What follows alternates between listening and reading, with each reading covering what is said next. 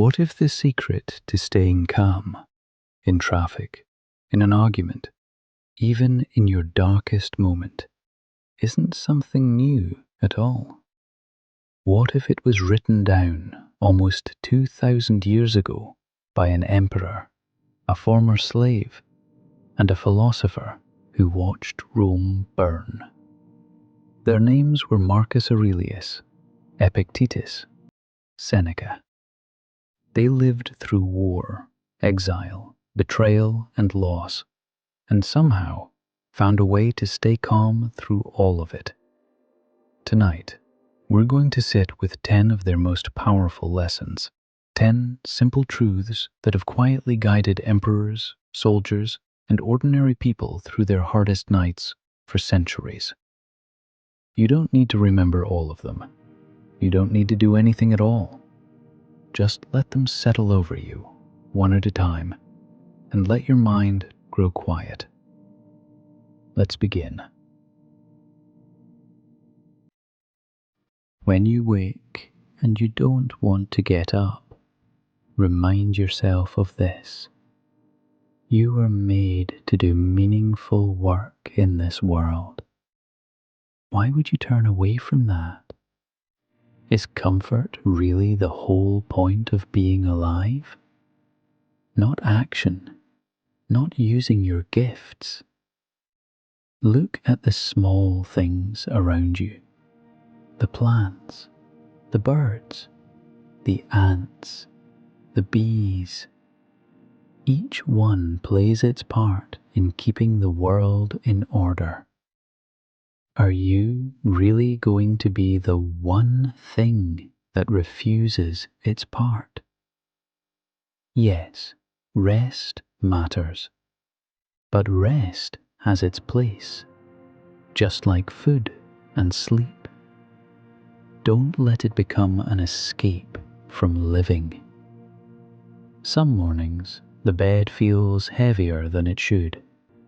The day feels like too much before it's even begun. But this feeling passes the moment you begin. Not because the work becomes easy, but because you remember why you're doing it. So begin the day, not because it's easy, because it's yours. There is a simple truth that, once understood, quiets almost every anxious thought. Some things are within our power. Our judgments, our choices, our desires, our own actions. Other things are not within our power. Our bodies, our reputation, our possessions, what other people think of us, how events unfold. The things within our power are naturally free. Nothing can block them, nothing can force them. The things outside our power are naturally weak, dependent, easily taken from us. So remember this. If you mistake what isn't yours for what is, you will find yourself frustrated, grieving, blaming others, blaming the world. But if you correctly see only your own judgments and actions as truly yours, no one will ever be able to force you into anything you don't choose. No one will be able to harm you, not truly. You will find that you complain about nothing. You will blame no one. This is not resignation. It's clarity. It's the quiet strength of knowing exactly where your power begins and ends.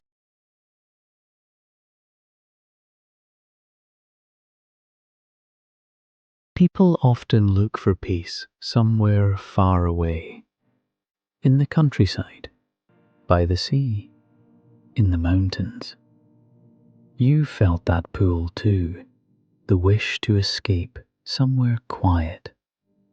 But there's a simpler place to go, one that's always open to you. You can retreat into yourself any moment moment you choose.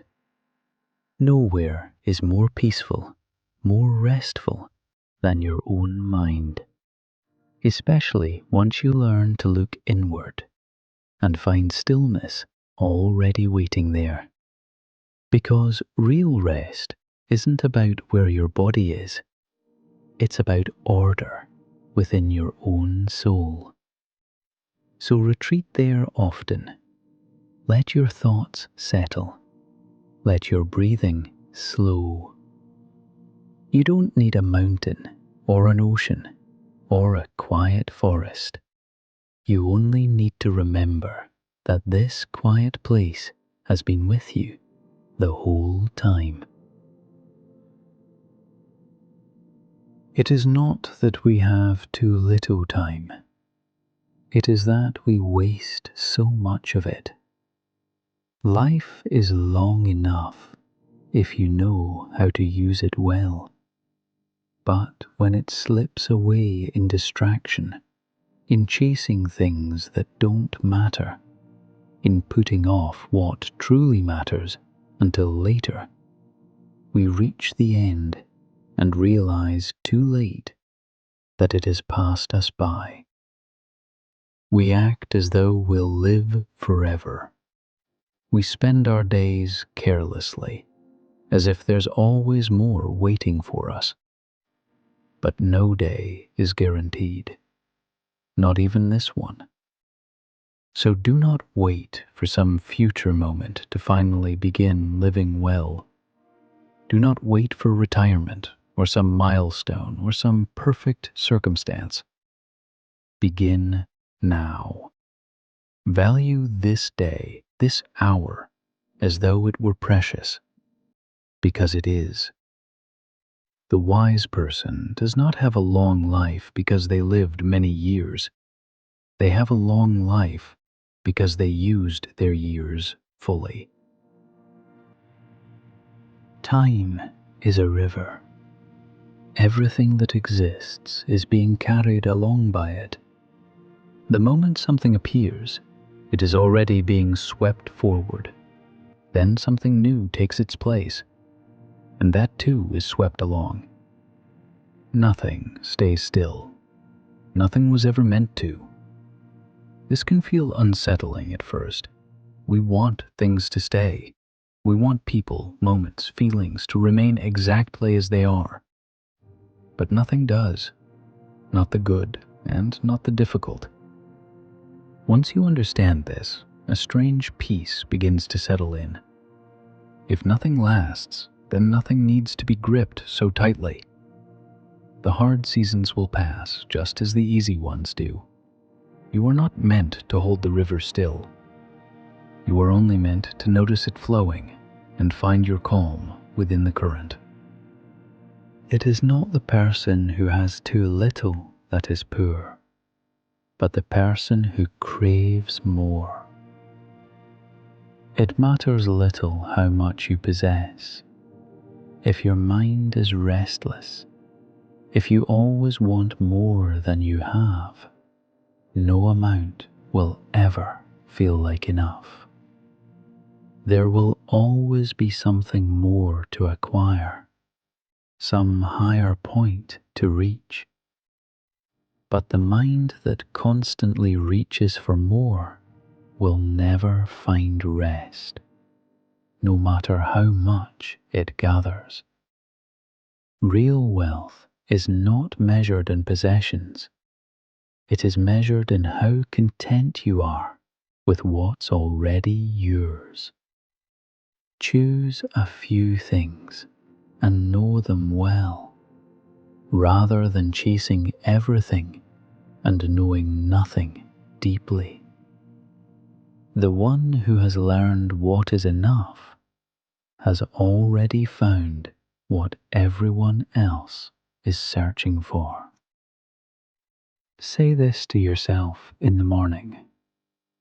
Today I shall have to do with meddlers, with the ungrateful, with the insolent, with the crafty, with the envious and the selfish. This is not new. It has always been this way. They act this way because they don't understand what is truly good and what is truly harmful. But you do understand. You've seen what goodness looks like, and you know it is beautiful. You've seen what harm looks like, and you know it is ugly. And even the person who wrongs you today, you can still see him clearly. He is still your brother, still part of the same human family as you. No one can truly involve you in anything shameful unless you allow it. And no one can make you hate them if you choose otherwise. Let that be enough to soften your heart before the day even begins. We often fear death itself, but look closer and you will see it isn't death that frightens us. It's our judgment about death. Death is simply a returning, the natural end that meets every living thing. It is not evil, it is not cruel, it is not even unusual. It has come for every person who ever lived before you, and it will come for every person after. To fear it is to fight against nature itself, and nature always wins that fight. So instead of dreading this ending, let it teach you something. Let it remind you that this moment, right now, is not guaranteed to repeat. That is not a reason for despair. It is a reason to live fully, right now, without needing to control how or when the story ends.